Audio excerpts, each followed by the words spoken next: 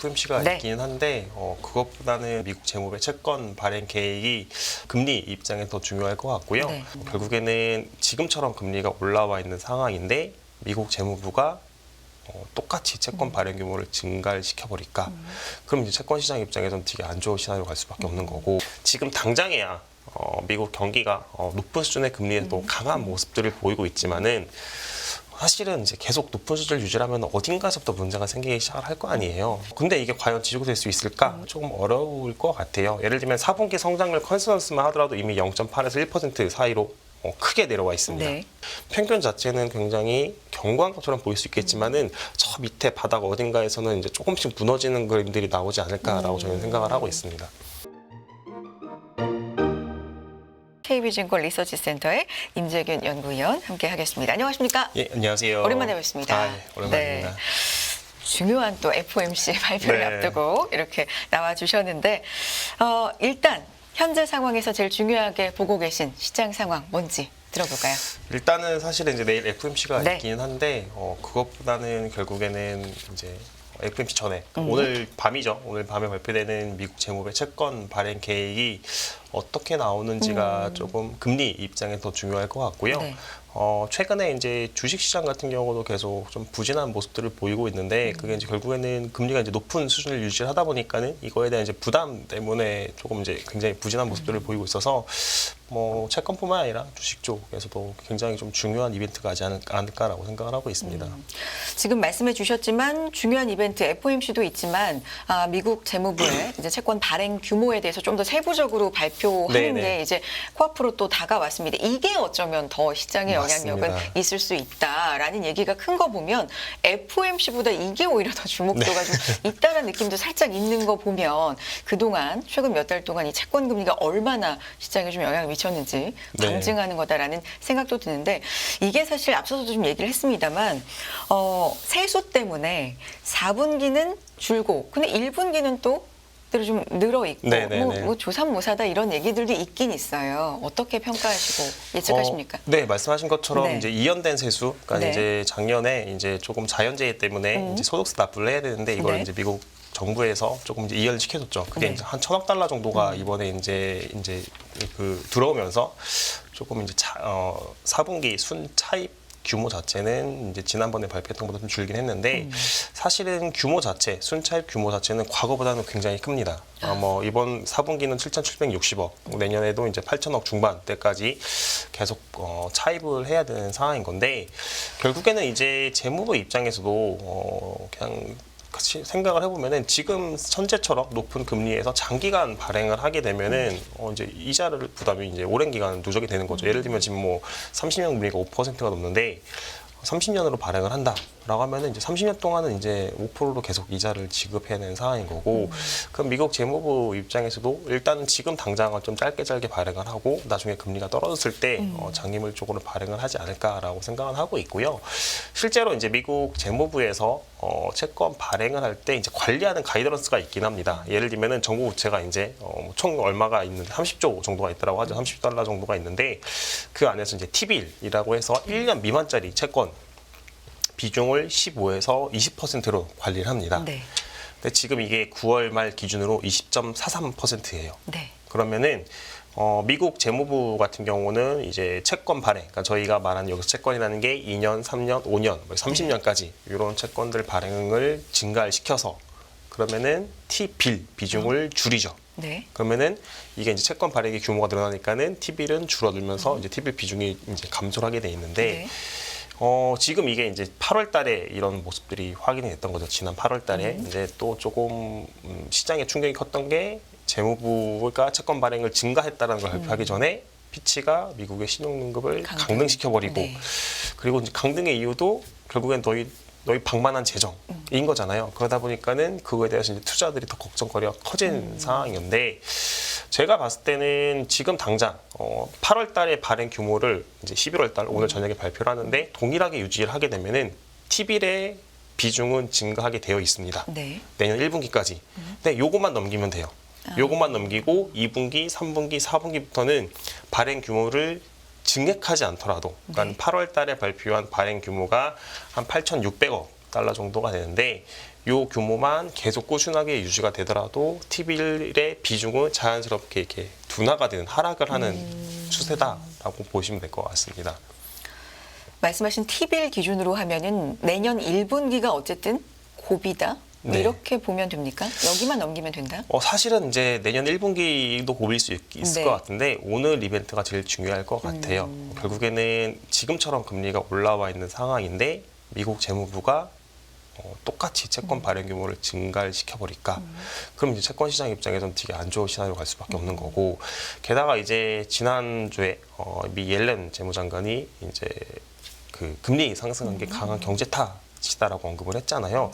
어떻게 보면은 약간 뭐랄까요, 이제 뭐 미 재무부는 금리 상승이 이제 경제 탓이다. 그리고 연준은 이게 이제 재무부가 채권 발행을 증가시켰다라고 약간 남 탓을 하는 경우처럼 보일 수도 있겠는데, 어쨌든 간에 만약에 진짜 재무장관이 옐렌 재무장관이 언급한 것처럼 경제 탓이라고 생각을 하면서 발행 규모를 증가시켜 버린다라고 하면은 좀 금리가 다시 한번 급등을 할 수 있는데, 저희가 봤을 때는 좀 그런 선택지는 쉽지 않지 않나라고 생각을 하고 있고, 결국에는 지금 당장에야 미국 경기가 높은 수준의 금리에도 강한 모습들을 보이고 있지만은, 사실은 이제 계속 높은 수준을 유지하면 어딘가에서부터 문제가 생기기 시작을 할 거 아니에요. 그런 상황에서 그런 불확실성 자체를 조금 그 미국 정부 입장에서 떠안는 거에 대해서 부담스럽지 않을까라고 생각을 하고 있습니다.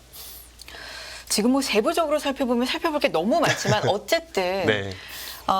큰 그림으로 팩트는 빚은 굉장히 많고, 네, 맞습니다. 미국 나라 빚은 굉장히 많고, 그런데 경기, 뭐 GDP 4.9라는 숫자가 찍힐 정도로 경기는 어쨌든 좋고 견조하고 뜨겁다고 하는 상황이고, 장기 국채 금리는 지금 거의 5% 육박하게 네. 계속해서 좀 유지가 되고 있는 상황이지 않습니까? 네, 맞습니다. 이렇게 고금리로 유지가 된다? 그러면 사실 지금에서 한두 번 인하를 한다 해도 높은 상황이거든요. 네, 맞습니다. 그렇죠. 이거가 근데 장기간 유지된다. 어느 정도까지 버틸 수 있을까? 여기에 상당한 물음표가 또 찍히기도 하는 게 사실인데요. 네, 맞습니다. 결국에는 이제 높은 수준의 금리에 대해서 경제가 얼마나 버틸 수 있냐, 기초 네. 체력 자체가 되게 중요할 것 같은데, 일단 조금 미국 경제는 모두가 좀 생각지도 못하게 되게 강한 모습을 보이는 것 같아요. 네. 3분기 숫자를 보고 나서 사실 미국이라는 전 세계에서 가장 큰 나라가 4.9%, 이거 거의 웬만한 신흥국 성장률 정도의 성장을 하는 건데, 그거 자체가 미국이 얼마나 강한지에 대해서 좀 보여줬다라고 저는 보고 있고요. 근데 이게 과연 지속될 수 있을까라고 보면은 사실은 조금 어려울 것 같아요. 예를 들면 4분기 성장률 컨센서스만 하더라도 이미 0.8에서 1% 사이로 크게 내려와 있습니다. 네. 그거 자체가 어딘가에서 문제가 생긴다라는 거고, 대표적으로 일단 뭐 민간 쪽 부분을 보시면은 미국 같은 경우는 미국 경제 전체에 차지하는 비중이 민간 소비가 한 60에서 70% 차지를 하고 있습니다. 그러니까 민간 소비가 굉장히 중요한 거죠. 근데 이 민간 소비 부분도 조금씩 부정적인 게 나올 수밖에 없는 게, 일단은 뭐 주택담보대출 같은 경우는 고정이라고 되어 있지만은 나머지 뭐 오토론, 신용카드, 리볼빙 이런 것 같은 경우는 다 변동이거든요. 근데 신용카드 대출 금리가 평균이 21%예요. 우리나라 법정 최고 금리보다 높죠. 근데 말이 평균 21이면은 누군가 30%를 쓰는 사람도 있을 거란 말이죠. 평균이니까. 네, 그렇죠. 그죠. 그럼 그런 것들이 하나하나 누적되면서 조금 부정적인 영향을 받을 수밖에 없지 않나라고 보고 있고, 특히 이제 경기가 이제 뭐 성장을 할 때는 모르겠지만 이제 둔화되는 국면에서는 보면은 소득이 많고 조금 이제 뭐 많이 배우신 분들이 아무래도 고용의 질이 좋다 보니까는 괜찮겠지만은, 그에 반해서 조금 고용의 질이 안 좋으신 네. 분들이 좀 고용의 질이 안 좋으신 분들, 그리고 소득이 좀 낮으신 분들 입장에서는 사실은 이 부담이 훨씬 큽니다. 저희가 봤을 때 이제 보통 경제 지표라는 건 이제 전체 합, 그러니까 뭐 소위 이제 평균으로 볼 수 있는데, 평균 자체는 굉장히 견고한 것처럼 보일 수 있겠지만은 저 밑에 바닥 어딘가에서는 이제 조금씩 무너지는 그림들이 나오지 않을까라고 저는 생각을 하고 있습니다. 경기에 대해서는 조금 내려올 것이다. 부정적인 쪽으로 좀 보시는 거네요. 네, 뭐 근데 이제 부정적으로 보긴 하는데, 그렇다고 이제 완전히 침체 이런 네네. 것까지는 아니고요. 이제 경기에 대한 눈높이를 좀 낮추는 게 맞다. 3분기 미국의 성장이 굉장히 잘 나왔던 건 이례적인 상황이다라고 네. 보시는 게 맞을 것 같고요. 특히 이제 그 3분기 성장률에서도 그렇지만은 정부 지출이 계속 이제 기여를 하고 있습니다. 성장을 하는데 예를 들면 이제 4.9% 성장한 거에서 정부가 써서 성장을 기여한 게 0.79%포인트예요. 네.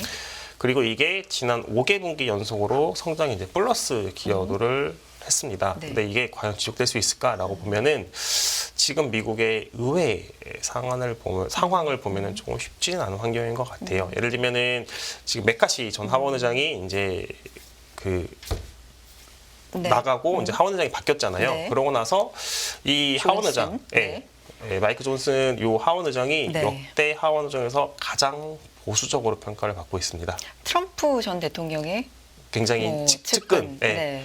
굉장히 이제 보수적으로 평가를 받고 있는 상황인 거고 그러다 보니까는 이제 민주당과 본 예산 통과, 그러니까 결국엔 지금 굴러가는 10월부터 10월 17일까지는 임시 예산안 통과를 시킨 건데 이 본 예산 통과까지는 민주당과 좀 마찰이 굉장히 심할 수밖에 없는 상황이다라고 보면 될 것 같고요. 그리고 이게 뭐 내년에 예를 들면 선거가 없다라고 하면은 이제 서로 약간 양보를 하면서 타협점을 찾을 수 있을 것 같은데 내년에 선거까지 있잖아요. 그러니까 더 타협점 찾기가 쉽지 않지 않나라고 보고 있고 그러면 이제 결국에는 기존 메카시가 하원 의장을 할 때보다 요 그 예산안의 규모는 더 축소가 되겠죠. 예를 들면은 양측의 접점을 찾아야 되는데 메카시 때는 0과 100 사이의 접점을 찾으면 이제 50과 100 사이에 찾으면 이제 중간쯤 75잖아요. 75에서 접점을 찾아야 되는데 지금은 0과 100 사이에서 접점을 찾아야 되니까 50인 거죠. 그러니까 써야 되는 규모가 확 줄어듭니다. 그러면은 내년 4분기 그리고 내년에 과연 정부 지출이 성장에 기여한 행위 계속 지금 최근 5개분기 연속이 됐던 것처럼 지속될 수 있을까라고 보면은 저는 좀 그러기는 쉽지는 않을 거는 같아요. 정치적인 상황까지도 좀 고려를 해보려면. 네, 맞습니다. 네. 그렇군요. 그렇다면 지금 말씀 중에 뭐 하원 의장의 성향이라든지 뭐 이런 네네네. 부분 말씀해 주셨는데 혹시 11월에 계속해서 셧다운에 대한 가능성이라든지 노이즈, 불안감, 불확실성 이런 것들이 좀 지속될 가능성은 있습니까? 다시? 네, 결국에는 네. 지금 당장에야 이제 임시 예산이 11월 17일에 네. 이제 끝나는데 좀 기간이 남다 보니까는 아직까지 셧다운에 대한 리스크는 크진 않는데 일단은 좀 양쪽이 타협점을 찾기 쉽지 않다는 점에서 셧다운 리스크 계속 나올 것 같아요. 일단은 지금 새로 하원 의장이 대신 이제 마이크 존슨이 이제 두 가지 제시를 했죠. 뭐 11월 15일 혹은 4월 15일까지 임시 예산을 통과를 시키고 우리 본격적으로 본 예산 협상해보자, 해보자라고 하는 건데, 근데 이게 다 말이 안 되는 거죠. 1월 15일, 뭐 4월 15일이면 사실 이제 회계연도 기준으로 이제 10월부터 9월까지니까 이제 절반 가량이 지난 상황에서 그때까지 임시예산 통과를 시켜놓고 본격적으로 본 예산 우리 협상해보자. 근데 내년 11월에 대선. 계속 셧다운 리스크는 계속 불거질 수밖에 없는 상황이지 않을까라고 보고 있고 그러면 이게 미국 경기 측면에서도 이제 뭐 정부 지출도 주는 것도 있겠지만은 결국에는 셧다운이 된다는 거는 이제 연방 정부의 공무원들이 일을 하지 못하는 거잖아요. 그럼 사람들이 이제 일을 하면은 밥도 먹고 커피도 먹고 이러는데 그런 소비 지출이 줄어들 수밖에 없다라는 거고 그런 것들이 이제 경제에 이제 조금씩 누적이 되면서 성장률이 계속 3분기 성장처럼 지속되기 어렵지 않나라고 생각을 하고 있습니다. 뭐 셧다운이 실제로 된다까지가 아니더라도 어쨌든 이런 노이즈가 계속해서 좀 나올 가능성이 있다는 것만으로도 네, 맞습니다. 부담이 경제 될 수도. 말씀하신 그런 경제에 부담이 될 수 있는 상황인 거죠.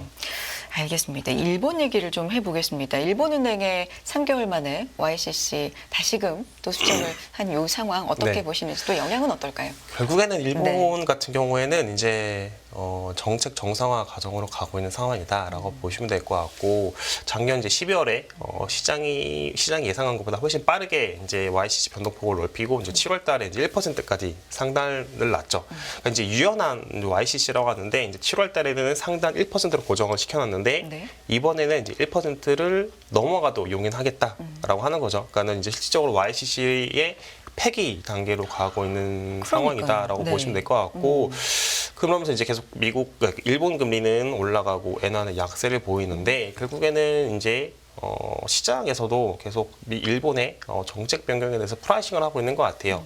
그러니까 제가 봤을 때는 이 약세 그리고 일본 금리의 상승 압력이 언제 끝나냐라고 봤을 때 BOJ가 우리 더 이상 추가적인 긴축이 필요하지 않다라고 이제 좀 이제 시그널을 보내야 되는 상황인 것 같아요. 지금 보면은 12월에 작년 12월에 이제 일본이 BOJ가 정책을 변경하고 나서 잠깐 강세로 갔었지만 엔화가 다시 약세로 갔습니다.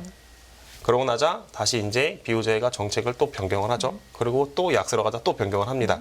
그러니까 지금 보면은 BOJ는 그냥 시장에 끌려다니고 있어요. 그러니까 시장 입장에서 그거예요. 어차피 니네 정책 변경할 거잖아. 어디까지 가나 가보자. 우리가 약세 배팅하면은 너네는 또 변경할 거잖아. 그 변경하면은 또 약세 배팅할 거고. 그러면은 또 너희는 또 변경할 수밖에 없잖아. 라고 생각을 하는 것 같아요. 지금이 그런 상황입니까? 네. 어제부터도 네. 보이고 있는? 그 사실은 네. 어제도 이제 BOJ가 정책 변경 발표를 하고 네. 나서 엔화가 살짝 강세로 갔다가 다시 150엔을 뚫었거든요. 맞아요. 네, 그거 자체가 네. 봐라. 결국에는 우리 생각처럼 니네 정책 변경하고 있네. 근데 이게 문제가 이제 끝났다라고 하면은 여기에서 이제 약세 배팅을 하기 어려운데 시장 입장에서 약세 배팅을 하면 할수록 일본 입장에서는 추가적인 긴축을 할 수밖에 없는 거죠. 이게 약간 좀 악순환 고리인 것 같아요. 이제 일본 입장에서는 긴축을 하면은 이제 엔화가 강세로 가면서 수입 물가가 떨어지고 소유자 물가가 둔화되는 모습들을 보여야 되는데 이게 시장에서 이미 정책 변경에 대해서 다 생각을 하고 있고 거기에서 이제 배팅을 하고 있다 보니까는 시장에 끌려다니는 입장인 거죠.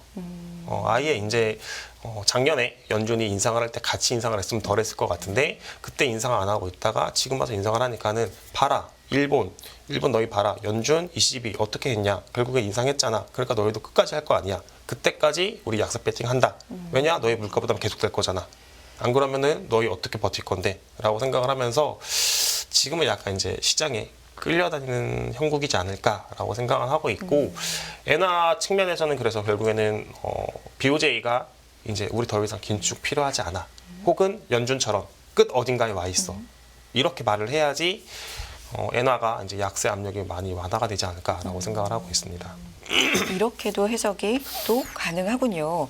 아, 그러니까 사실 3개월 만에 다시 조정을 네네. 한 거고 내년에는 이렇게 가다가는 마이너스 금리까지도 아예 없애는 네. 이런 흐름까지도 지금 예상이 나오고 있는 상황이고 그러니까 여기가 끝이 아니라 진행이다. 네네. 방향이 그렇게 네. 가고 있다라고 투자자들이 이제 생각을 하고 있기 맞습니다. 때문에 약세로 금방 돌아서고 그게 좀 유지되는 네네. 흐름도 보이고 네. 이거는 그러면 뭐 당분간 이런 신호가 나올 때까지는 계속 된다라고 봐야 됩니까? 네, 저는 그렇게 생각을 하고 있고요.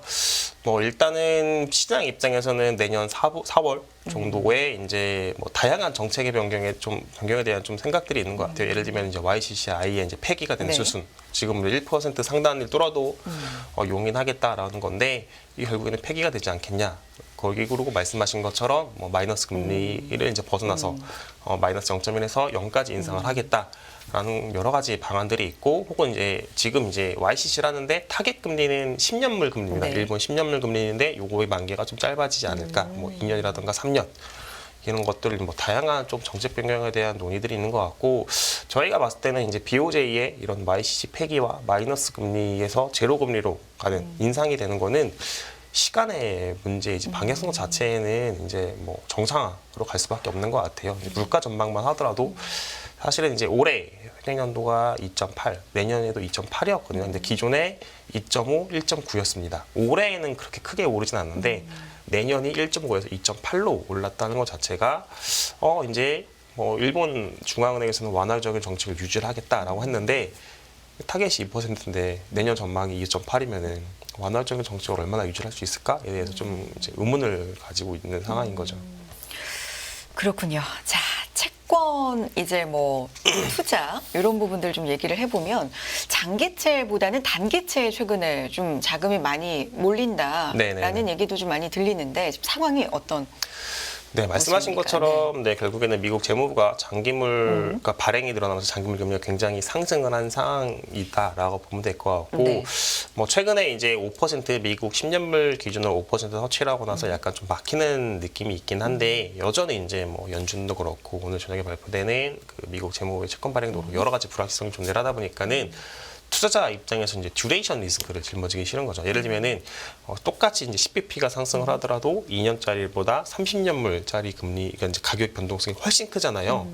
물론 이제 떨어질 때는 다 먹을 수 있는 거지만은 네네. 지금은 이제 이 이제 많이 위축이 돼 있는 거죠.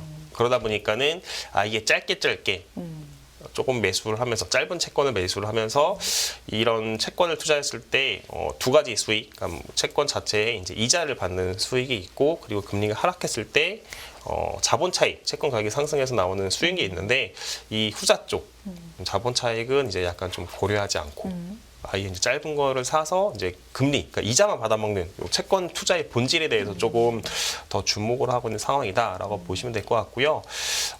그러다 보니까는 최근에 이제 조금 금리 같은 경우도 이제 장단기가 이제 보면은 이제 커브가 이제 원래는 뭐 미국 같은 경우도 역전이 굉장히 심화돼 있었다가 단기 쪽이 이제 더 이제 장기 쪽이 크게 올라간 것도 있겠지만은 역전이 많이 해소가 된 것도 있고.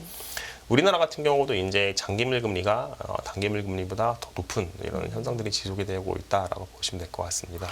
그 작년 뭐 말이나 올해 초나 금리 인하 시점은 언제일까? 뭐 이런 기대들이 좀 있을 때는 모르겠는데 지금은 그게 너무 요원하고 네, 그런 맞습니다. 기대감을 계속 갖고 있다가 좀 피로감에 지쳐서 단기채로 간다. 뭐 이렇게 봐도 되겠습니까? 아니면 변동성이 싫어서 간다. 아니면 여기만의 장점이 있습니까? 지금 이 시점에 맞는 전략일까요?